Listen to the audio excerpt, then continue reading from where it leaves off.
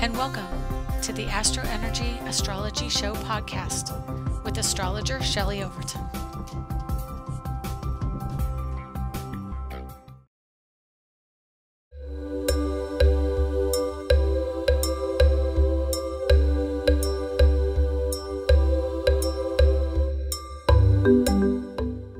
Hi, this is Shelley. If you would like to learn more about astrology, check out Learn Astrology, an ebook digital download online at angeliczodiac.com.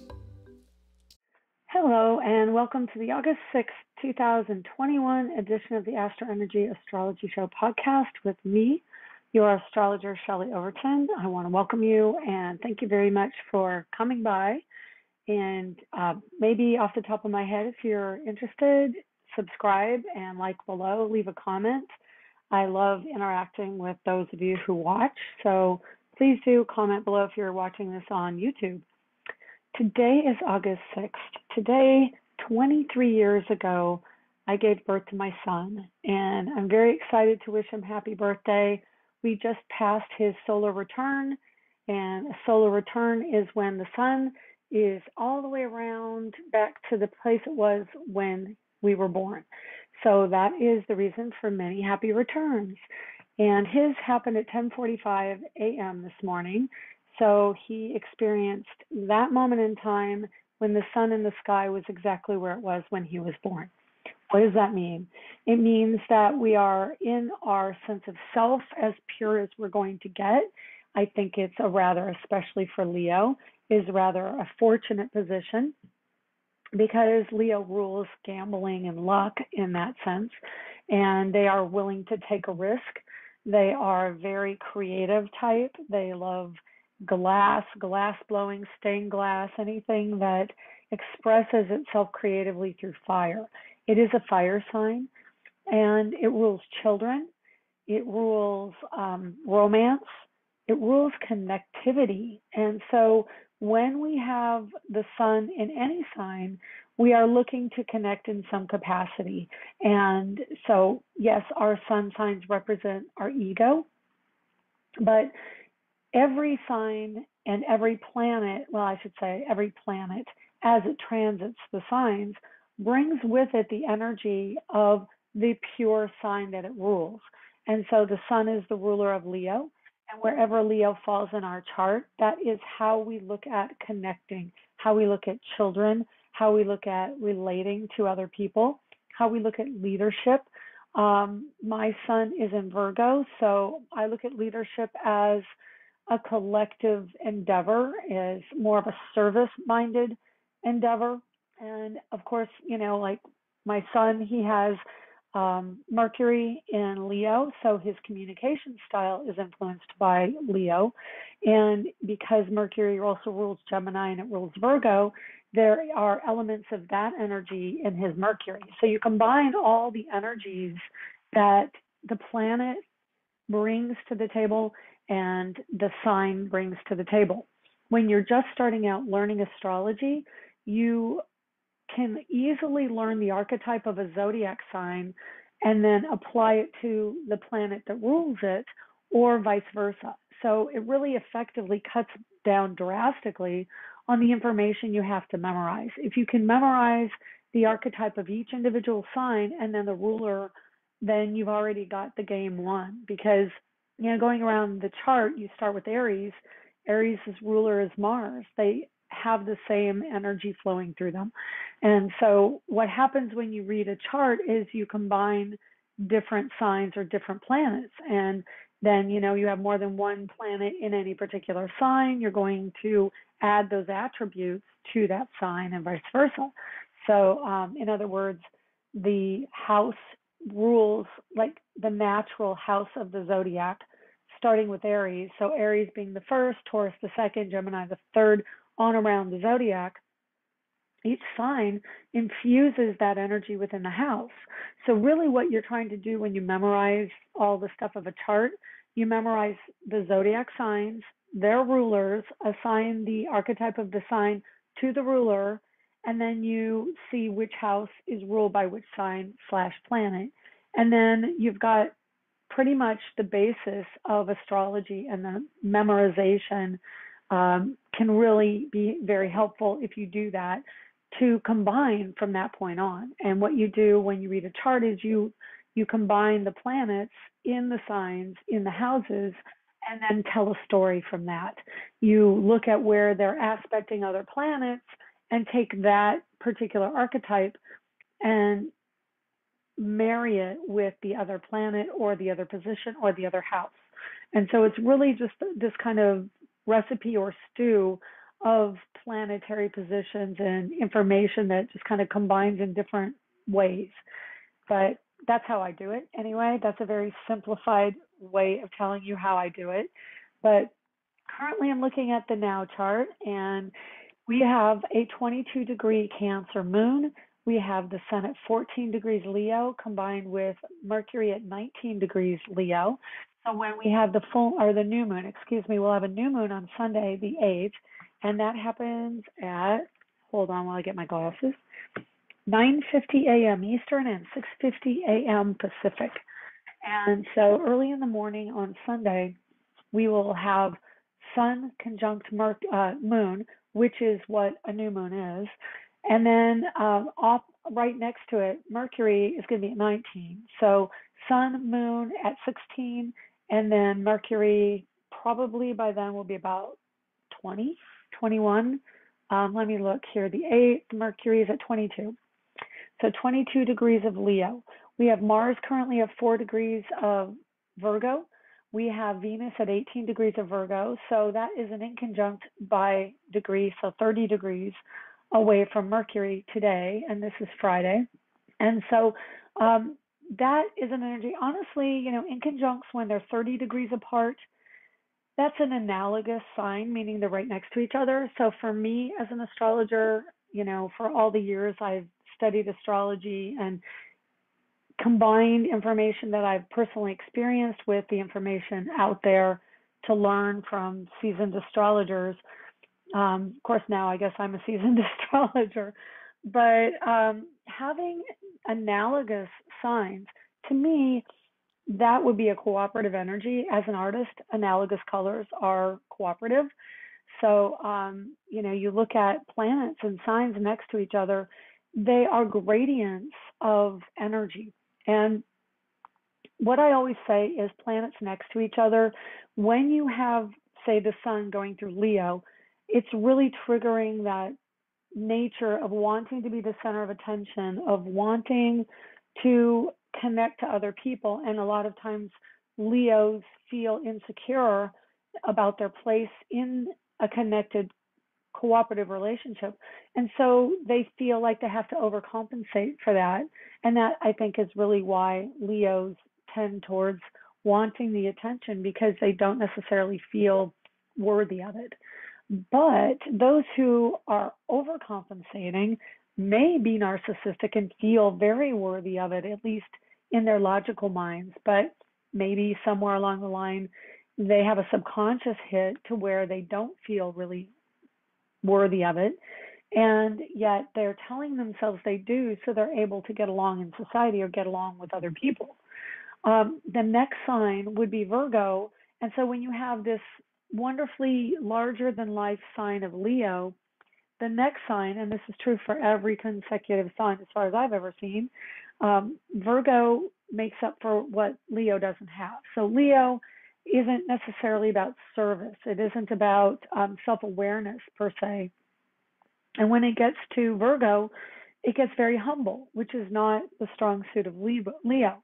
And it's also not the strong suit of Virgo to be out in the society and in the spotlight. So they kind of have something the other one doesn't have. And when we've gone through a sign, we get to the next sign, and then we learn the next lesson that a lot of times seems a bit making up for what the other one lacked. And really, I'm sorry, again, every week I have these issues of, feeling like my face is being touched probably by angels. And fortunately, my nose hasn't disturbed me yet, knock wood or paper. So we get to the next sign, and then we see something that we didn't see in the sign before. And so Virgo is about to begin. It's about to become Virgo season. And we already have two planets, Venus and Mars in Virgo, which is an energy of being alone, being analytical, being critical, and a bit defensive at times. It is an energy that prides itself in humility and service. And so wherever we have Virgo in our charts, that's where we take time to really be alone with our thoughts, to understand the analysis of the situation and feel what we're really feeling inside. And I will tell you, Virgo is a very sensitive sign. You may not know that, but I think because part of the downside of Virgo, the insecurity of Virgo, is that they're self-critical and they are so aware of connections and analysis and honestly a higher vibrating electrical energy that they channel into the earth, into the material world. Hence, I think I've talked about this recently, Virgos love to write. They like to keep lists. They like to organize. And, I think all of the earth signs have a particular love of organization. But the Virgo sign particularly is really good at being an office assistant or an administrator or something that really is of service to another person. So they're good behind the scenes. And Leo doesn't like being behind the scenes. Leo likes being out in the spotlight, out in the public. So, of course, the lesson is to how to bring it down to earth and work behind the scenes. And that's where, there's the hair. That's where we really excel in the Virgo time of year. The beauty is, if someone has Leo in their chart and Virgo, those are really some of the greatest teachers, because the Leo is able to get in front of the audience and really express, and the Virgo is able to bring the information, and Leo is able to make the information fun and wonderful, while Virgo doesn't forget all the details and can really get you everything you need to know.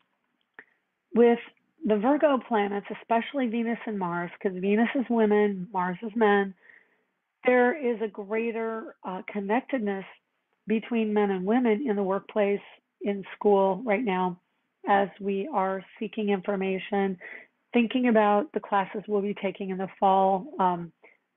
We're ramping up for school already. It's so hard for me to register that.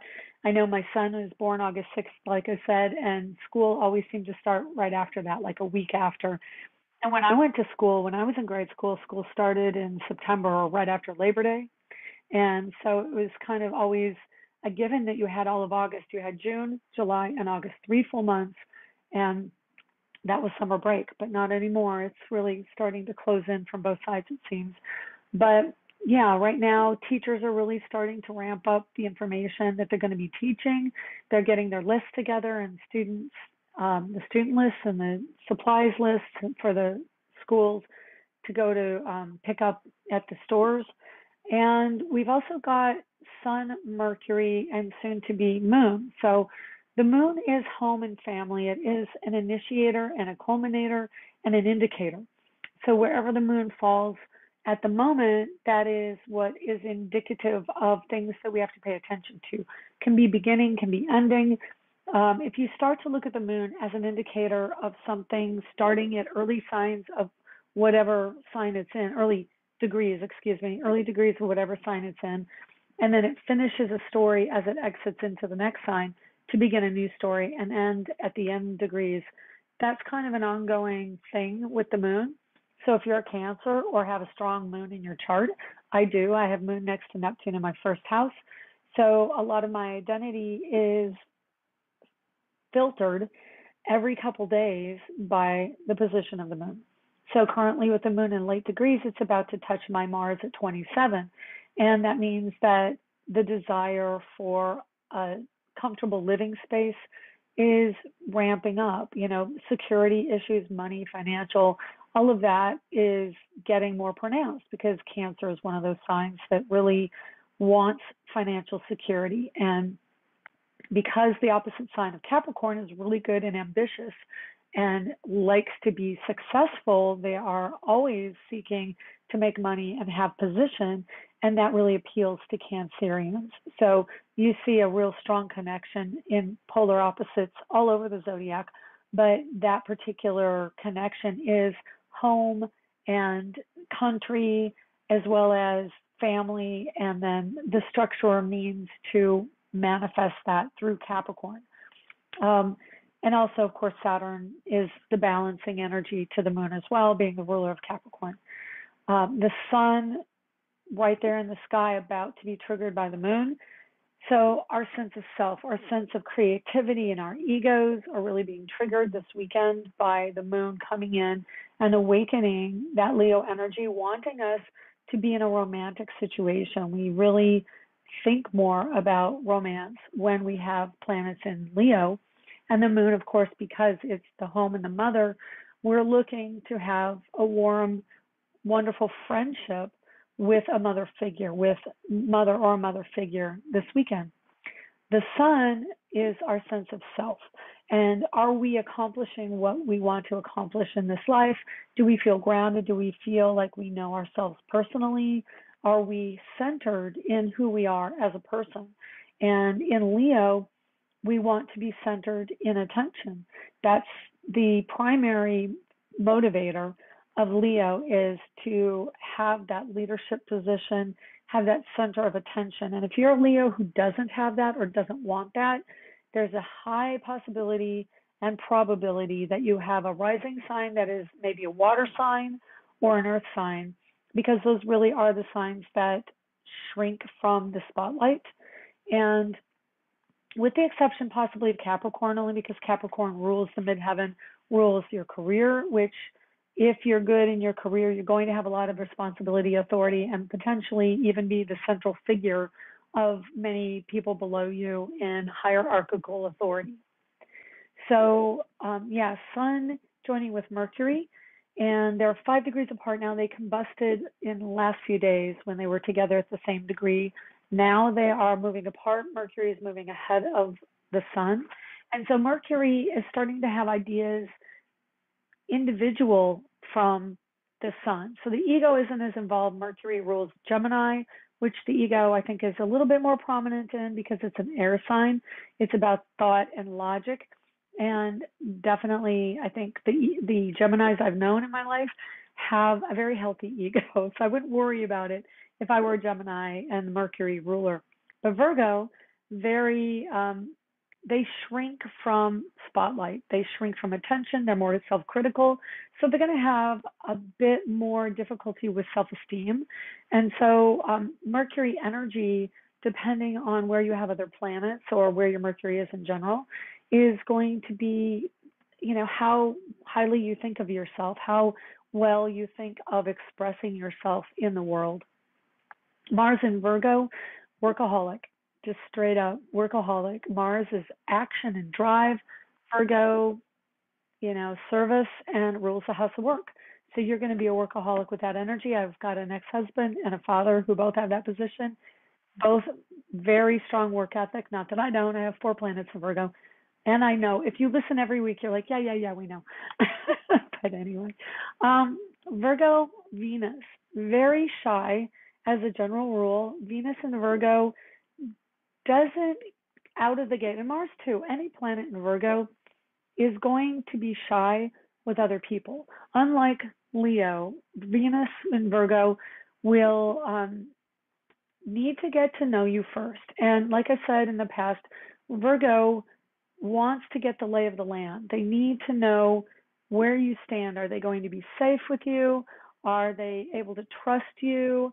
Do you feel, well, and not only that, but Virgo's looking to see if they can read your energy, if they get you, on a deeper level. Is there someone that really can work with a Virgo? Are you someone who can work with a Virgo? Or are you going to be a conflicting energy? Is there, honestly, Virgo's probably, any sign squaring or opposition. No, I take it back. The opposition to Virgo is Pisces. Pisces is a universally loving sign. Pisces, I would say, out of any sign in the zodiac, gets along with everybody because they become a chameleon and start to behave like any sign that they hang out with. So they are the easiest sign to get along with. Any particular planet going through Pisces, they're going to be really loving and friendly, only to the possibility of addiction or afflicted Neptune or something like that. Square of a Mars to a Neptune in their chart or a Sun in Pisces could make them more difficult. Definitely if they're an addictive personality, Pisces rules that, so watch out for that. But Virgo is the healer, and Pisces is honestly the emotional, spiritual healer. Pisces can really, and Neptune specifically, can really heal many wounds that we get from interaction with other people. So anyway, Venus in Virgo is going to be the meticulous woman. She's going to be maybe a librarian, definitely a teacher, possibly a nun.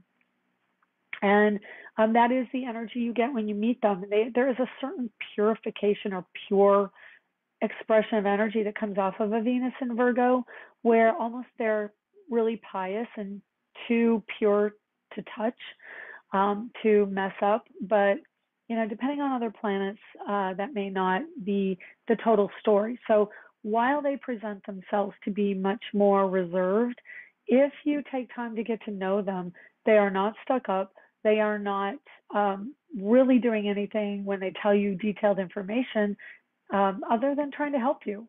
If they're in positive, higher vibrating energy, they're really just trying to help. They're not trying to be a know-it-all. And, some of you may have been called that. Geminis may have been called that. But really, the interesting thing about Virgo or Mercury is that it really does know a great deal.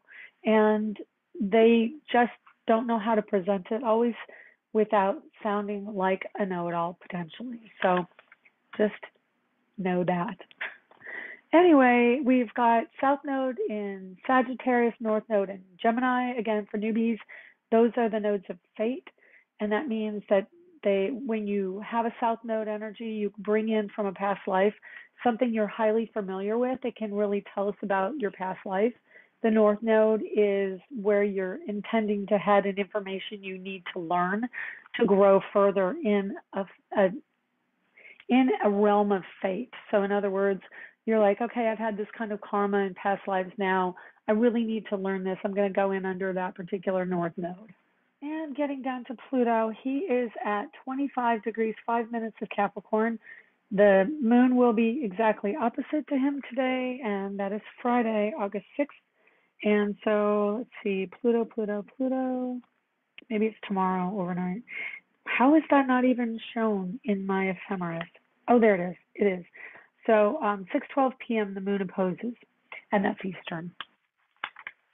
Okay, so sorry about that. Oh, Virgo spaz. Okay, anyway. Moon opposite Pluto. So moon again, home family, mother energy, domesticity, sense of security, opposite Pluto. Pluto is challenging our psyche. He is challenging the subconscious motivations that we all have. He is the therapist of the zodiac, and he's peeking into the heart of your mind. And the heart of your mind, I don't know. Anyway, he's going deep into your psyche. And the moon is kind of giving a mirror energy, an awakening, opening for Pluto to understand your mother issues.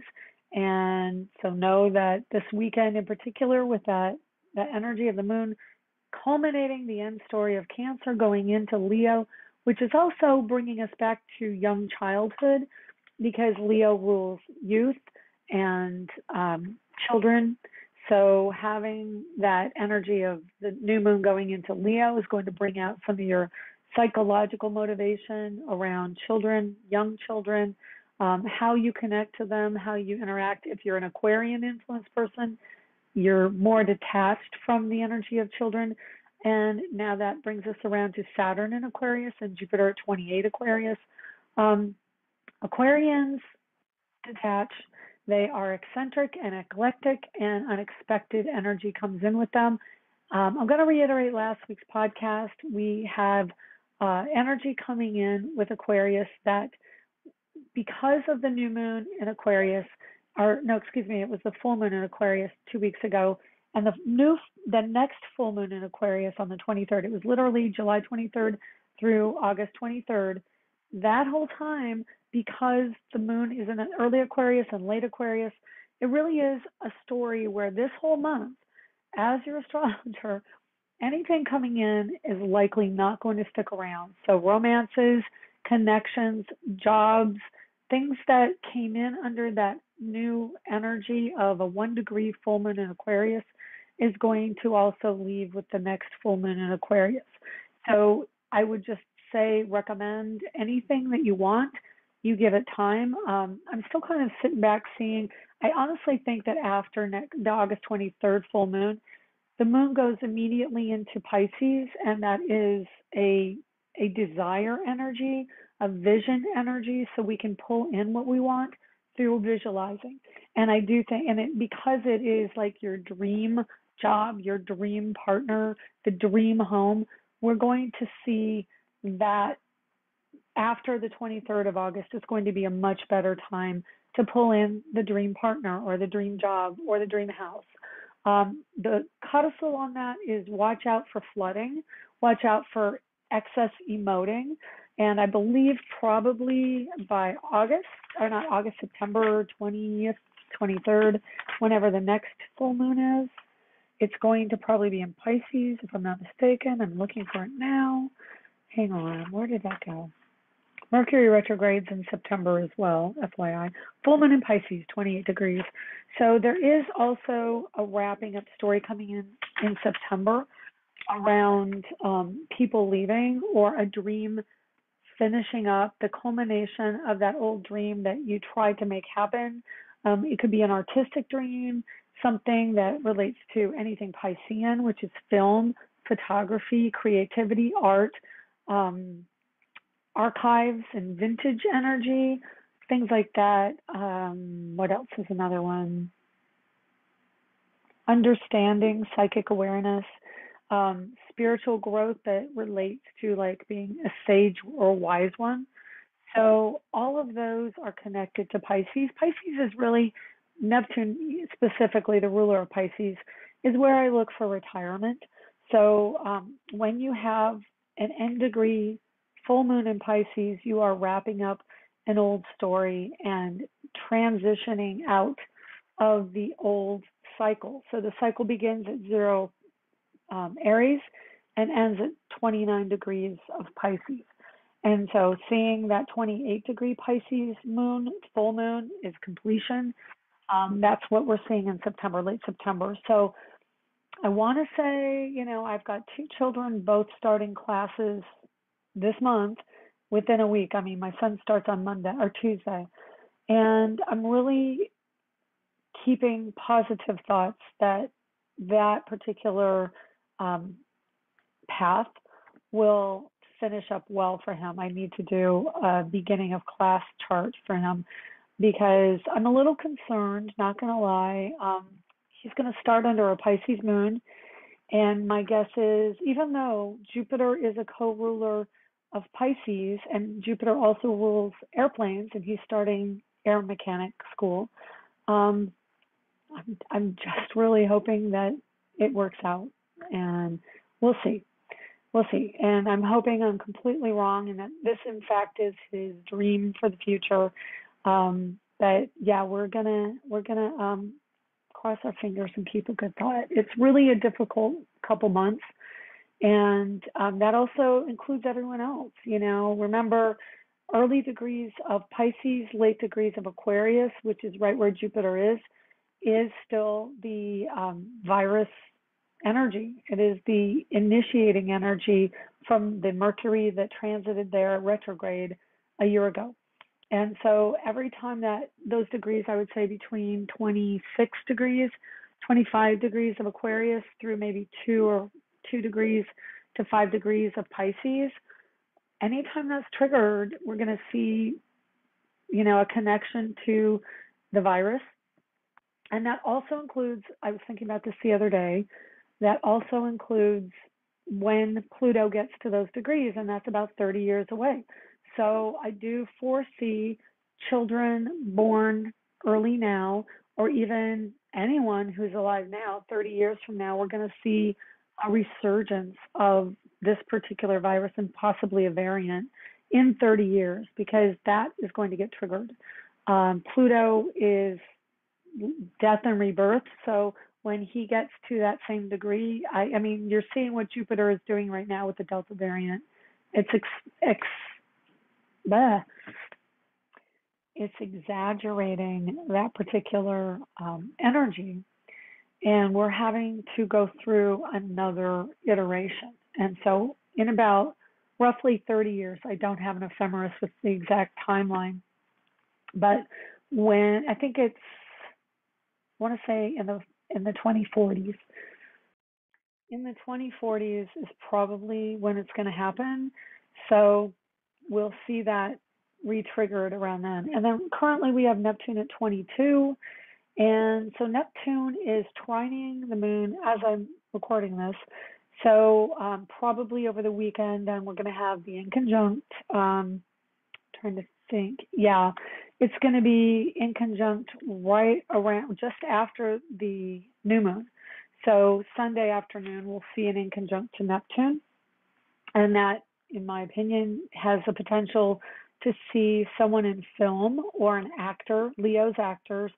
Pisces is film. So maybe somebody transitioning out who was an actor or in the spotlight. Could be an artist as well. Or, let's see, a leader, generic leader, or film actor, etc. Producer even. Leo energy is somebody of status, and that's a strong energy around having many people following you or being in the spotlight, celebrity kind of thing. Anyway, let's see if there's anything else I wanted to add to the podcast. And the new moon's Leo at 16 degrees. Really great time for initiating, believe it or not, even though I said a lot of things are ending, new moons are initiating energies. So you're going to want to start something that is romantic. It's time to plan for children, engage with your children, and initiate something where you call the shots because you're a leader, a Leo leader. And it is home energy, so connectedness to family and children is really strong at that time. It is creative energy, so I would say anything you want to create, you can create through your sheer willpower. It's a fire energy, so you're going to do a fire new moon ritual. And what I've been recommending is write down your dream, your desire, your goal, and then light it in a safe place, in a bowl or on metal or over concrete or water. And, just burn it up, send it out into the universe, and allow it to manifest in the future. We've got crystals, really good clearing energy for crystals, especially if you do a crystal grid, love and romance, planning for children, all the same things, and do that on the new moon or within a day. 16 degrees, I would say you have probably until the moon goes into Virgo, which is 11 a.m. on Monday. And if you want to go into Virgo, you can, but I would try and make it close to early degrees as initiating energy, and then the moon will be close to Mars, which really gives you the drive to make it up and running. Remember, the 2 weeks between the new moon and the full moon are the waxing part of the moon, which means it is the growth period, the growth cycle, and then the full moon is the culmination of that, and then it goes in wanes back down to the new moon. And so that's the getting rid of, the ridding ourselves or letting go of things. But harvest comes at the full moon. New moon is the planting period. So I would also recommend, and I've done this in the past, I really love it, get yourself an almanac. Almanacs are actually based on moon cycles and other planetary aspects, and they're really wonderful and folksy to read, so they're lots of fun there. I think that's it for this week. I am not going to really touch on any other planetary aspects until, let me see, Next week is going to be the 13th. Let's see what we have coming up, if there's anything that screams. Relationships and ego are kind of the central focus. Home, friendships. Through the weekend, it's going to be really strong. Home and family. Ego can rear its ugly head when we get Moon in Leo. And so that goes, like I said, through Monday. Workaholic or working energy, getting new jobs is good for Monday, Tuesday, Wednesday. Libra, and Mercury enters Virgo on Wednesday, 5:57. Let me see, was it AM or PM? PM. And then there's almost immediately after at 7:15 there in Eastern time, there is a Virgo Venus trine to Pluto. So this is a real strong, significant event associated with a woman and associated with maybe a power struggle or a structural energy around women. It could be sister, female coworker, friend, mother even. But the moon will be in Virgo, which means you're more likely to feel like you don't want to cause any stress. Virgos, Pisces, Libras, they don't really want to have conflict. So, the Virgo time of the week is going to be a time where we're kind of going, I don't really want to deal with that, and, hide out. Anyway, and so, then I've got another Leo birthday next week in my family, so I look forward to that, and I will tell you about that later. If you have any questions you want me to address on the podcast, you can get me on Facebook at Angelic Zodiac, Facebook at Astro Energy page. You can get me at angeliczodiac.com. You can also schedule readings there. When you schedule a reading, you go click the reading, you purchase it, and then I usually get a notification right away, and I will schedule by giving you 3 options to do the reading, time-wise for appointments. And I've also got a page set up to choose your own appointment, but that seems to be a little questionable. I'll be working on that in the near future to make sure that link is accurate. If it's not, I will get back to you right away. We'll set up a time. I will record you on Skype. If you don't want a recording, that's fine too, but it's just a courtesy I offer with my readings. And you've got options of birthday readings, personal full readings, which are over an hour long, and then a mini reading, which is my least expensive option for those of you who are watching your budget a little bit more. And those last between 20 and 30 minutes. So anyway, that's all for this week. And if you do want to see any of my art, you can go to ShelleyOverton.com. And my name is Shelley. So you get that right. Anyway, we'll see you later. See you next week. Take care. Thanks for listening. Bye. Share the podcast.